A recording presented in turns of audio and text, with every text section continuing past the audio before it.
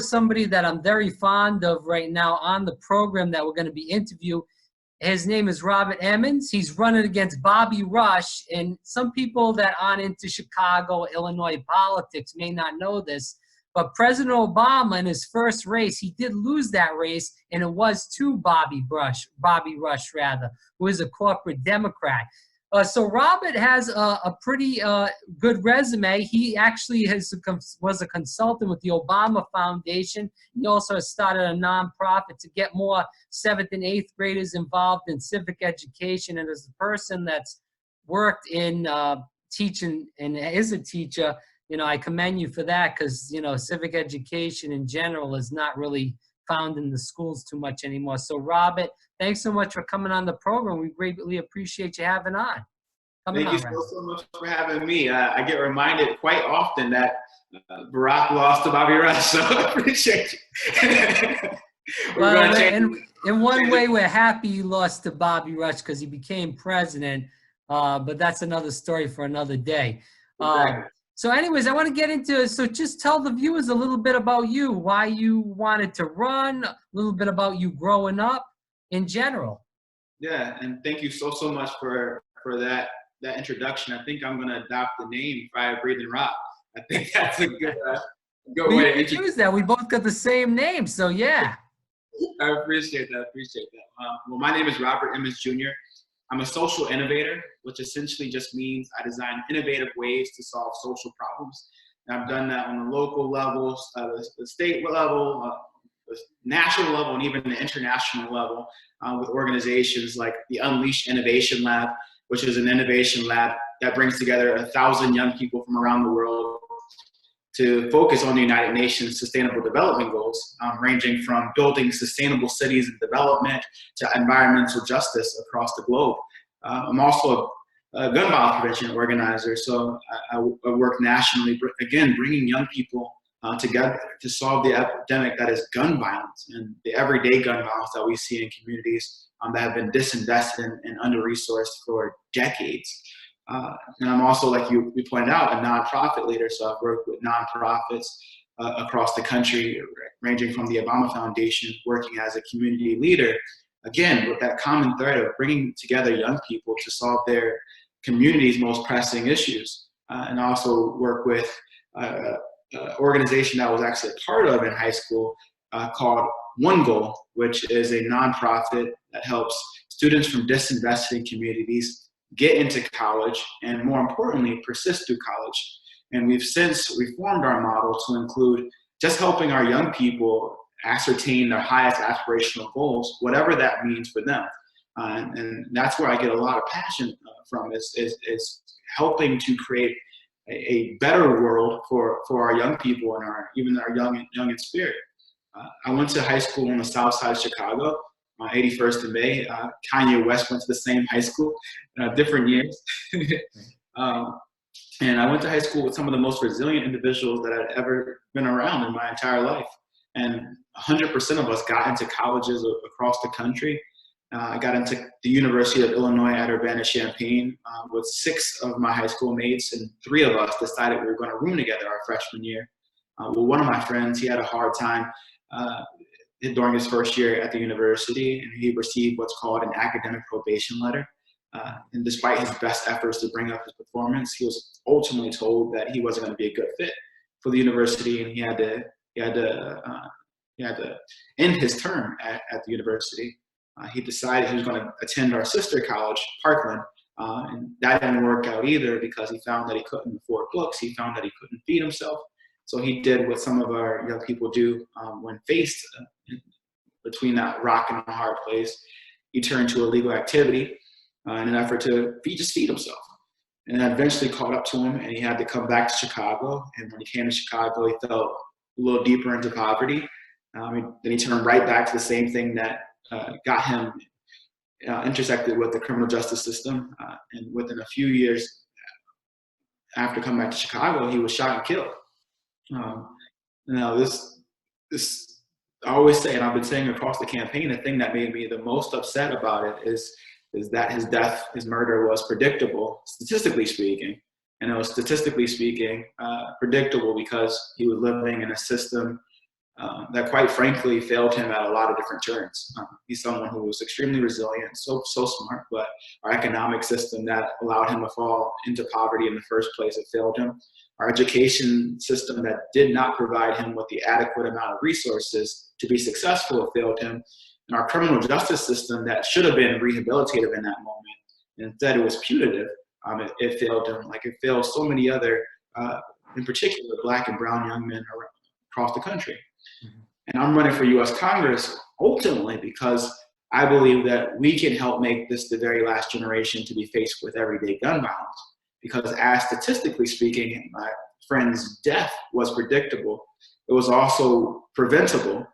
And it's preventable when we really get down to the root causes of gun violence. When we address poverty and fight for a living wage, we're helping to end gun violence. When we fight for Medicare for all, and expansion of mental health care to address the post-traumatic stress disorder that our communities are facing, we're talking about gun violence prevention. And even when we're talking about environmental justice, when we're talking about getting the lead out of our drinking water and the toxins out of our soil and air, we're talking about gun violence prevention. So I'm running for U.S. Congress to get the federal government to understand that if we're going to truly end everyday gun violence, which is a pervasive epidemic, we got to talk about it comprehensively. And the congressman that I'm currently running against, though I believe he has the same goal of wanting to end everyday gun violence, we couldn't be any more different in terms of how to get there. I'm someone who believes that we have to get down to the bottom of it, not with tough on crime policies like the 1994 crime bill, and then 25 years later, still supporting tough on crime politicians like Bloomberg, who created modern day stop and frisk. And I'm also someone who's saying we need a Green New Deal, both for the jobs guarantee portion of it, both for the care economy that will be created, but also just focusing on environmental injustices that exist within our communities. And he's someone who has, over the course of his career, taken $540,000 from the fossil fuel industry while he sits on the Committee on Energy and Commerce. So we can't trust an established incumbent like him to deliver on key solutions that will help deliver our community from bondage to help us. And he's proven pretty consistently that he's out of touch. And our campaign is about bringing our communities together, building those bridges, and telling those truths so we can ascertain that progress and that vision of prosperity that I know is truly possible. So Robert, I got to give you this question. I believe in everything you're saying, but I gotta give you the pushback question. Not from me, but you're gonna get these people, and I'm sure you've got people. This guy's a young guy. We know what Bobby Rush is gonna do. He's been in there for 30 some odd years and this and that. Why doesn't this guy, Robert Emmons, run for city council and work his way up like Bobby and all these other establishment Democrats did? So how do you answer somebody that gives you that answer? And I'm sure you've got that question, because everybody that's ran for Congress, whether it's AOC or Ilhan Omar or Rashida Tlaib, those are people that have won, they probably got that same question a million times too when they were running. So how do you answer somebody that says, it's a nonsensical question, but it's a question that I'm sure everyone gets? Yeah, that's a great question. And the way I've approached it internally is really diving deep into that mantra that we should never wait for the perfect time or the perfect person. We have to create the perfect time, and we have to be the perfect person, the perfect people, in order to truly change our society. And as it relates to why I chose Congress, I knew that I wanted my number one priority to be ending everyday gun violence within a generation. Gun violence is like I said, is an epidemic. It's contagious, and it kills massive amounts of people. 100,000 Americans per year are either wounded or killed by a gun. That means in the next 10 years, if we don't get a handle on this epidemic, 1 million Americans will have been directly impacted by gun violence. Not to mention the dozens of millions of family members and friends and communities that had their lives forever changed because of an epidemic that, quite frankly, our Congress isn't doing a whole lot about. And it's a federal issue, because if we get talked a lot about, Trump loves to talk about Chicago. Chicago has some of the strictest gun laws, but you know where we're getting our guns from? We're getting our guns from our neighboring states with lax gun laws, like Indiana, like Mississippi. This is where we're getting our guns from. And it's easier to get a gun in our community than it is a college diploma. And this is all within one of the wealthiest countries to ever have existed. So we have to get a handle on it. And I'll make this one last point in terms of why I chose Congress and why I think it's so important for young people to take up that mantle and to not be discouraged by the naysayers that say we're unprepared or we don't have the requisite to run for Congress. When I was looking at a lot of the issues that I care so deeply about and the solutions thereof, like criminal justice, like healthcare, like access to upward mobility and gun violence, all these issues disproportionately impact Black men under the age of 35 years old. Then when we look at our US House of Representatives and our United States Senate, we don't have a single Black man under the age of 35 years old. Now, this is something that, even though identity is very important in politics, but this does go beyond identity politics. This is about making sure that we have adequate representation in the United States House of Representatives and in the Senate to make sure that we have someone that says, yo, this crime bill, it's a bad idea. This drone surveillance that you're proposing in my city, instead of spending $50 million on drone surveillance on the south and west side of Chicago, let's spend $50 million on making sure that our schools have nurses and social workers. Let's spend $50 million in getting the lead out of our drinking water so that our young people have the opportunity to have their brains fully developed so they can matriculate and do well through education. But when you don't have the actual users, people that understand the interconnectivity of these problems and how to solve them because they're willing to work with the community in which they're part of, you get really bad policies. And policies that sometimes have good intent, but the impact is devastating. And that's what we're getting with someone like a Bobby Rush, someone that in broad daylight is saying that Bloomberg is our guy for president. Bobby Rush is now his national co-chair. And by no means represent the interest of, or the heart or the vision that the people of the 1st Congressional District actually want. So Bobby Rush has proven pretty consistently that he's out of touch. And what we always say is out of touch, out of office. So that's why I'm running for U.S. Congress, because it's time. Quick question about Bobby Rush. And since you brought that up, I did not know that he was Bloomberg's chairman. Why do you feel like, this is to go a little bit into 2020, then I do want to get back into your race, but since you brought this up, why do you feel like a lot of the younger African Americans are going toward Bernie Sanders? We look at South Carolina because that's the next state where there's a lot of African Americans voting. The younger ones are full on with Bernie Sanders. Older ones are mainly staying with Joe Biden and Mike Bloomberg, and as you stated, stop and frisk. We look at what he's said about women and his company, over 40 sexual assault issues with his company. I mean, you talk about how Trump is bad for women, for African Americans, Black people, whatever it may be. Bloomberg's the same person, except he's with just a different face. But why do you feel like African Americans are running towards Bloomberg and Joe Biden, who was the one that was the big person on the crime bill, as you stated earlier on in the interview? Yeah. So for this question, which is a really good question and one that I've thought about personally, so I'll kind of answer it personally also. Sure. Just to fully dive deep into my mindset and orientation towards Black people and Black voters not being a monolith in our country. So I'll speak from my vantage point. Yeah.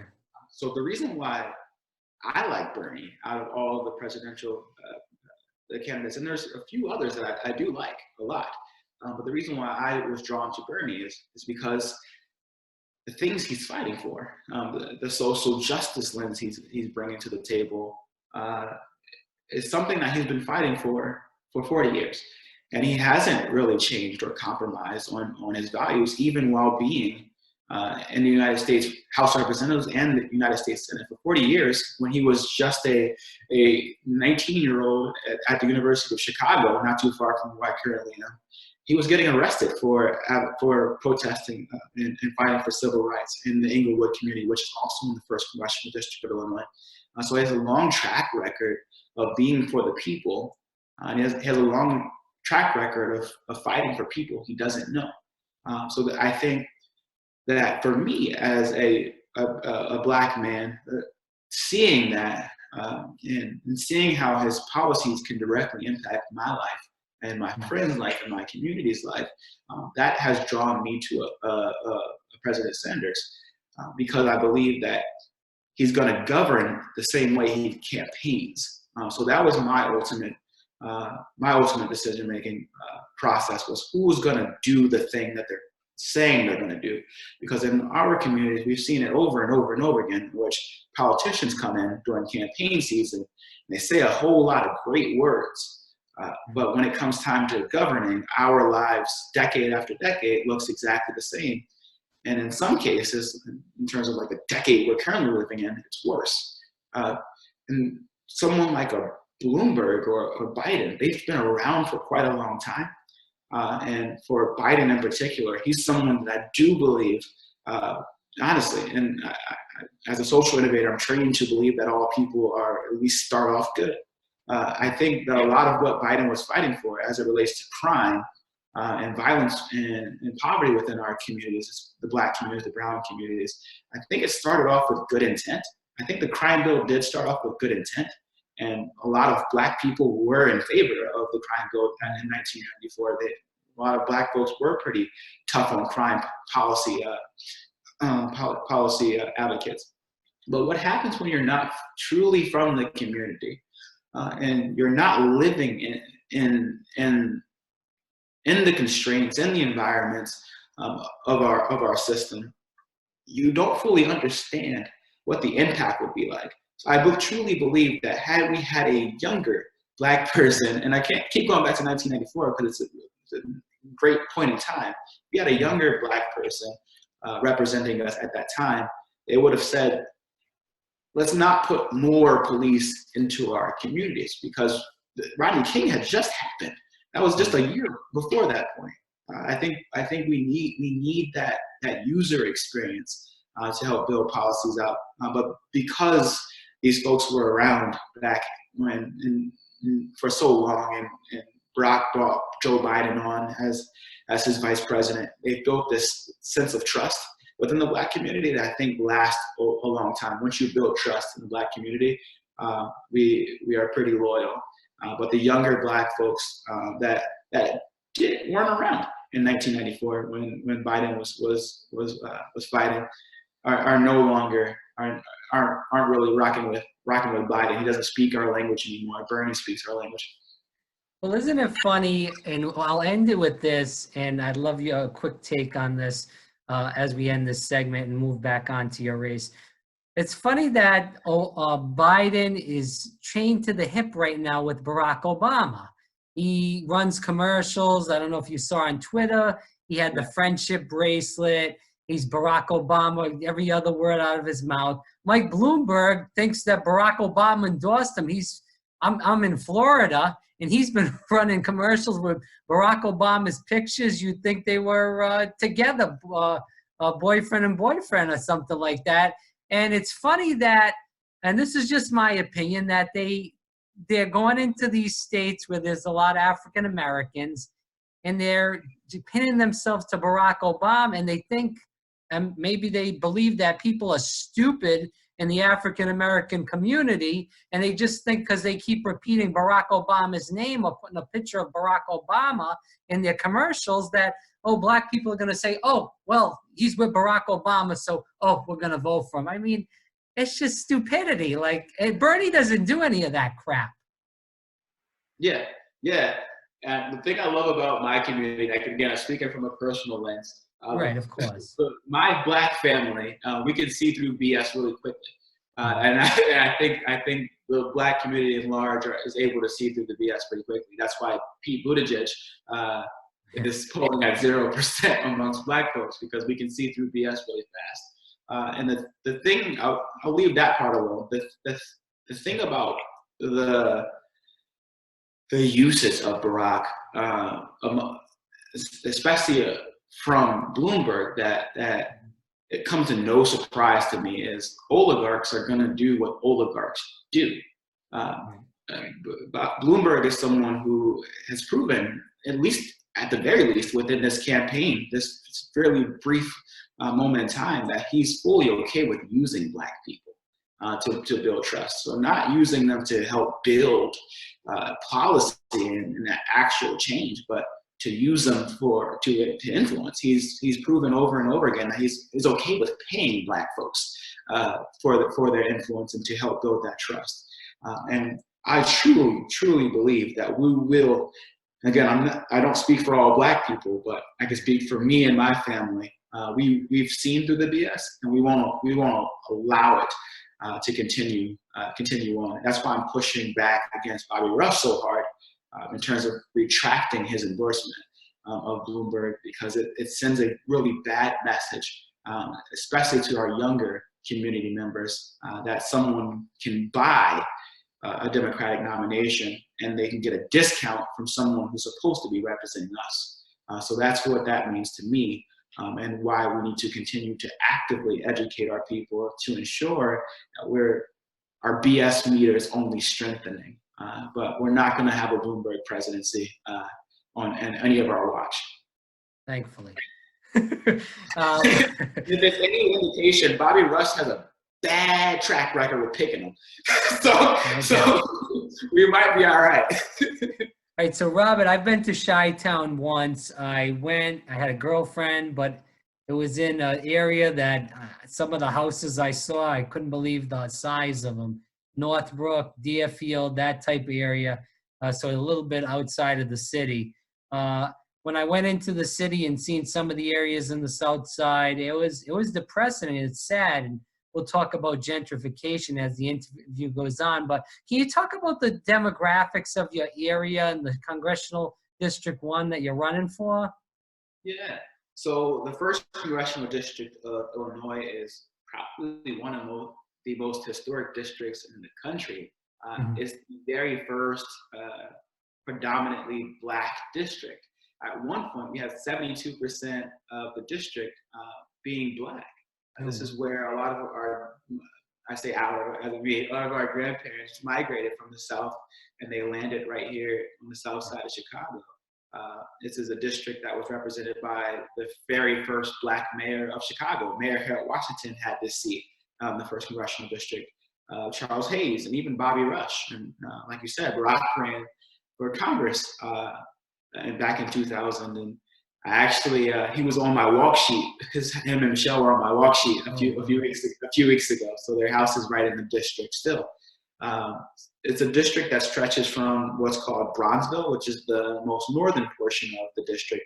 And it stretches all the way southwest, going towards a city by the name of Manhattan, Illinois, which quite literally has buffalo in the area. So Bronzeville, you can tell by the name what that neighborhood looks like, and all the way down in Manhattan. And contrary to the city name being in relation to the city in New York, it's completely different. It's a city with one stoplight in it. So it's a very, very, very diverse district. I'm sure it wasn't gerrymandered whatsoever to produce such a weird district, but it's still an amazing district. Our people are so diverse and so resilient and so all ready for reinvigoration of this district, even though it's been gerrymandered to smithereens. The people that are far away from Chicago still, they want to feel seen and heard and understood within this district, and that's what we truly need at this particular moment. So that's why we've campaigned not just in Chicago, which you can win the election by just campaigning in Chicago, but we've campaigned everywhere to make sure that at least within this 10-year span of time, which this district looks the way it looks, that the people have a voice. So that's what we've dedicated ourselves to. All right, so let's talk about the district. I know you've went door to door and walked all over the district. What are the issues that you hear from people? Is it those main issues of healthcare, guns, as you spoke about? Yeah, absolutely. So I'm someone who I don't like jumping into things until I've done my research. So I've been officially campaigning for more than a year now. But before I even announced my candidacy, I took 3 months to explore a run for Congress. And during that time, I went around the entire district asking questions. Do you know who your member of Congress is? Do you like your member of Congress? What issues are you most concerned about? And overwhelmingly, what I heard was gun violence. And like you said, poverty and not having jobs. And these people that had these concerns also had solutions. So at gas stations, people were giving me their ideas. Some we've tried, others completely out there but could work. But overwhelmingly, we already have the solutions within our community to solve these problems. So after I realized that at least the vision that I had set out for it matched and aligned perfectly with the interests of the people, that's when I made the decision on February 15th to run for Congress, because that vision was aligned. Because as a representative, it's not about just commanding people to do what you say. As a representative, you're supposed to do exactly what the name implies. You're supposed to represent. So that's what we've been doing. That's what that door-to-door, that's what that looks like, to go to a coffee shop or a gas station, to directly engage with our people to make sure that we're fighting for them. And that has expanded to talking about healthcare and the environment, and keeping these really big crises that we're currently dealing with, making them very local. So talking about the environment from a lens of, yes, we're facing climate catastrophe, but we're also having 1,000-year floods every 2-3 years, and it's flooding basements, and insurance claims aren't covering it. So it's rendering homes less valuable, creating more economic disparity. So we're really taking these big policies and making them local, helping people to feel what's going on rather than just talking and telling. Really getting people involved in the process has been our mission. And win or lose on March 17th, we've accomplished that goal of uniting the district towards a common goal. So I feel good. I'm at solace. So we worked I'm cursed just a little bit, but we worked our asses off for the people, and the people have worked their asses off for the district. How has the reception been so far? Overwhelmingly positive. Overwhelmingly positive. We've built a multi-generational coalition, having support from people from age 4 all the way up to 93. We've talked to people who seriously dislike Bobby Rush, which are a lot easier to get them to like me. Talk to people who are in that middle where it's just like he has neither harmed or benefited their lives in any way. We've been able to convince them that a better day is coming, and we've also been able to convince some of those people that really like the guy, but believe it's time for change, it's time for improvement in the district. Even amongst one of his most staunch supporters, at the last debate, I'll share this really quickly, because I find it extremely funny, and my parents did too. He came up to me after the debate and he said, I really like you. I really like you, young man. I'm going to vote for Bobby, but you keep running. I'm going to vote for you next time. It's just like this overwhelming sense of there is better coming. Even amongst those people that are truly, truly loyal to Bobby, there's still the sense of better is coming. And we saw that even in the Chicago Sun-Times endorsement, in which they gave me a shout out, even though they did endorse Bobby Rush. They gave me a shout out. And then we actually, in a historic fashion, we received the endorsement of the Chicago Tribune, Wow. which is huge. It's huge. And we've also received endorsements all over the nation and the city. Wow, that's really impressive. The Chicago Tribune, that's a big endorsement. Yeah. In the city. Congratulations on that. I want to talk about some issues about that, we talked about before the interview. We talk about police brutality, police violence. We see that all over the country, not just in Chicago. We've seen it here in Florida many times. We've seen issues with community policing in Florida, in the case with Trayvon Martin, right up the road from where I'm at. We see a lot of these issues. How would you address this in your community? We talk about Laquan McDonald, who got shot. Maybe you could talk a little bit about that. That was really a disaster of what happened. Somebody that was had graduated from high school, I believe. and, you know, somebody that was going to be maybe successful in college and move on to bigger and better things in life, and his life got taken away because some person that was pretty much a racist cop in plain English did that and killed an innocent black person, black man. Yeah, yeah. Police violence is gun violence, and we have to name that, and we have to address it. So for starters, we need to actively oppose individuals and policy makers and community influencers that use oppressive mindsets in their policy decisions. We have to oppose them. So we can't support someone like Bloomberg, who advocated for stop and frisk as recently as just a few years ago. And 685,000 black men were stopped and frisked and traumatized because of their relation with the cops, and an unjust stop and frisk. We have to uproot racism altogether, and that's a cultural thing. And it starts from, honestly, it starts from the bottom, but we have to uproot the top as well. When we have racist leaders, that inspires more racism, more oppression.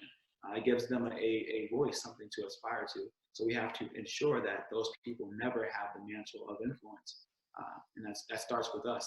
And on the policy end, we need to both on a local level, continue to invest in civilian offices of police accountability. We also need that on the federal level to ensure that cops all across the country are being held accountable to the community, and that they're abiding by their creed, which is to protect and to serve not just people that are white or affluent, but all people in every zip code. And then we also just need better evaluative measures to ensure that we're not instituting cops that have these racial biases that they've been predisposed to. They should never be able to become cops if they can't pass a racial bias test. So it's a lot of things we can do both on the local level and also the national level. I don't know if you just saw, this is more anecdotally, George Zimmerman is in the process of suing both Pete Buttigieg and Elizabeth Warren for their tweets. And all Elizabeth Warren said in particular was, we have to end racism and we have to end gun violence. So in this country, you can at least get into the process of being sued for saying that we're going to end gun violence, we're going to end racism.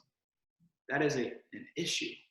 And if we're ever going to live into our highest aspirational goals as a country, we have to actively, again, root out that ugliness and root out that original sin of what America has been. And that's why we're in favor of reparations. And we're planning on being not just in favor of reparations in HR 40, but champions. We released a Black agenda, and we called it that. We actually called it a Black agenda because the harm was intentional, so the solutions have to be also. That's why we have to protect our unions. Unions usually win. And that's why I'm so proud of what Senator Sanders is doing to protect unions. So they got everything they asked for, and what they were asking for was dignity, and they were asking for is the opportunity to help grow the next generation of leaders in our society in a way that it was equitable. They were asking for social workers in our schools and nurses and librarians. These are things that, if you're from an affluent community, it's the norm. When you're from a community that's been under-resourced, it's not something you have to fight for. So I'm so thankful that those teachers were out there in the cold and the rain and the sleet, fighting for our young people. And there were also some young people out there fighting with their teachers. So it ended well.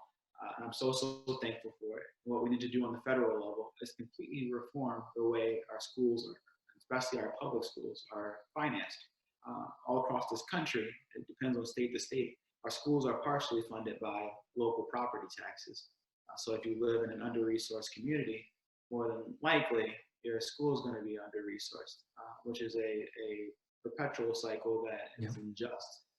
So we have to infuse equity even into the way we finance schools to make sure that a school in Auburn Gresham, which is a school I went to, looked the same as a school still in the district, a school in Frankfurt, which is a more affluent community that has thriving public schools. In Chicago, part of the Chicago portion of the district, you have to either be exceptionally intelligent and get into a selective school, or go to, in some cases, a public school that you are almost certain to not have the same levels of education as someone who could have gone to just a normal public school in their community. So that it's not a fair system, and it sets up generations to not be as prosperous as their more affluent counterparts. Robert, thanks so much for your time. Just 3 more questions quickly. I want to get into gentrification. We see that in every city in the country.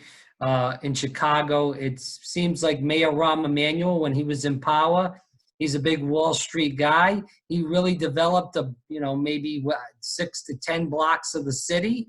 And then the rest of the city, he said, let it to ruins. Who cares if they kill each other? It's not his part of the city. He's strictly with his money makers for Wall Street. And that's what he did the majority of his time as far as being mayor of Chicago. We've seen that with Pete Buttigieg. That's why, as you said earlier on before we started the interview, he's at 0% in the Black community. Because when you screw somebody so many times, they say, well, screw you after a while. And that's what he did in South Bend. 1,000 homes needed to be fixed. People are in tough areas. They're not finding any jobs. Mayor Pete didn't give them any jobs. He could have hired people from the city. They were talking about that. Give state money, city money rather, to African-American plumbers, people to fix up their homes in general. And he didn't do that. He just developed downtown, and he screwed them, and a lot of people lost their houses. There's a lot of homeless. This is going on all over the country. What's going on in Chicago? I mean, we spoke about it a little bit as, myself talking, but can you tell the viewers what's going on as far as gentrification in Chicago? Yeah, there are communities in my district, the 1st Congressional District of Illinois, that are currently being gentrified. And they're being gentrified because of generations of disinvestment in these communities, making it extremely easy and accessible for outside developers to take over property that has a low value. And because of the disinvestment in our communities, there's a disproportionate disadvantage to our community members because they rent their homes rather than owning them. Again, because of this pervasiveness of being under-resourced, disinvested, and not being able to obtain any wealth because of we can go on and on and on about why, but that's what's going on in a community by the name of Woodlawn, a community that has been historically Black, but is changing, and homes are now being sold for $800,000, and these are homes that used to be sold for under $100,000. We have an issue in this country, and that's why our reparations plan does include credit revitalization, and it does include ensuring that more American descendants of slaves have access to home loans at rates similar to their more affluent counterparts, so we can begin to own our property. That way, when development comes in, it's something that we can celebrate like everyone else. Instead, when development comes into our community like ours, we get kind of nervous because we know it's usually not for us. It's for the next crop of people that see the value in our community and they want that, and they can take it because they have the capital to do so. And our landlords can continue to raise the rates over and over and over again. That's what happened to me after college. I moved to a pretty affluent community that was historically Black, in the same neighborhood of the former President Barack Obama, Hyde Park. Our rent went up twice within the 2 years of being there, to the point in which we couldn't afford to live there anymore. So me and my now wife decided, a couple months ago, we decided we were going to move out of Hyde Park, a community that I really loved, and move to a place that we can afford. So we end up buying a house further south in the city. So this is something that's going on in our communities that can 100% be solved, but it does take being comprehensive. It takes us advocating for a federal housing guarantee. It demands that we ask for federal rent control. So all these policies will help ensure that gentrification no longer is a term that we use in Black and brown communities across the country. Thank you. Right, I agree. Lastly, where can people find more about you? Where can they help you out? As far as, whether it's texting, phone banking, doesn't matter what state they're in, they can, do something, donations. Absolutely. Our campaign is all about peace and prosperity, not just in some zip codes, but in all zip codes across the country. So if anyone wants to get involved in helping our grassroots movement campaign out, we're not taking a dime from any corporation or the fossil fuel industry or the pharmaceutical industry. So we're totally reliant on real people, everyday people, to fund our campaign. So pitch in $5, $10, $1,000, whatever you have. And if you don't have the capacity or you would like to do something else, even after you donate, sign up to volunteer. We can get you on the phone. We can get you texting. And if you live in the district by some chance, sign up to volunteer, and we'll get you knocking some doors and meeting people and telling them all about the vision that we have. The primary is March 17th, 2020. So we're less than 25 days away now. So we got to hit the ground, and we got to continue being big us. So please help out. Right. Well, I'm going to let you get some rest because I know you got a long 25 days out of you. But Robin, hey, I really appreciate this. I want to say this, and I'm not bullshitting you. You really are an inspiration, not just to me, but to a lot of young people that are watching this. We have a lot of Bernie Sanders fans that watch our material on YouTube. And we got Republicans and Democrats that listen to us on the radio.